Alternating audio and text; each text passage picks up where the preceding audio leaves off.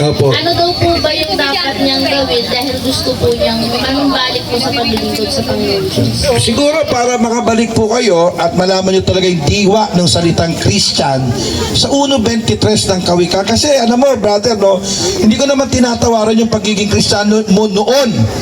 Pero siguro mas maganda mabalanse mo, makinig ka sa Bible Forum, maiintindihan mo talaga yung tunay na kahulugan ng salitang Christian. Para magsimula yon sa 1.23, ganito ka babalik Pakibasa, bro. Magsibalik kayo sa aking saway. Ayan. Narito, aking ibubuhos ang aking espiritu sa inyo. Ayun, doon ka magsisimula. Magsibalik kayo sa aking saway. Ano ba yung saway, kapatid na bro, na saway? Babalik ako sa Diyos Gusto ko maging Kristiyano talaga.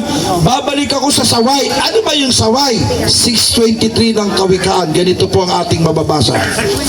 Kawikaan 6.23. Sapagkat ang utos ay tanglaw, Ayan. at ang kautusan ay liwanag, at ang mga saway na turo ay daan ng buhay. So ano yung saway, Ate Che?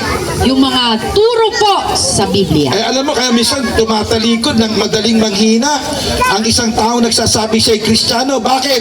Kulang sa turo. Saan kulang? Sa turo. Ang hina naman. Saan kulang? Sa turo.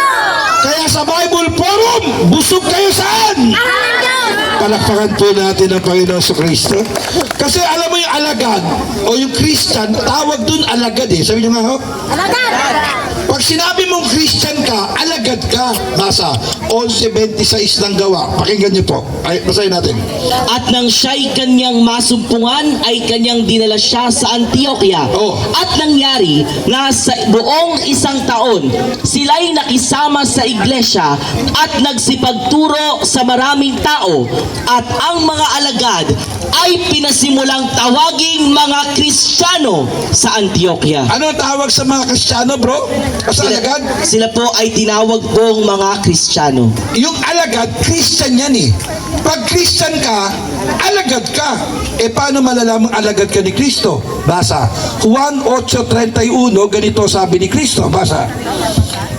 Sinabi nga ni Jesus sa mga Hudyong yaon na nagsisisampalataya sa Kanya, Pakinggan mo maigi to, brother, para makabalik ka. Tuloy.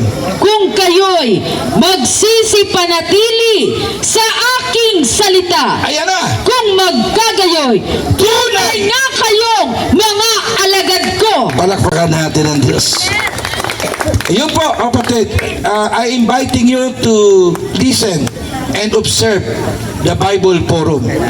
Baka kasi yung pagiging Christian mo, kaya ka madaling mabuwag, madali kang bumagsak, madali kang mabackslide, kasi kulang saan?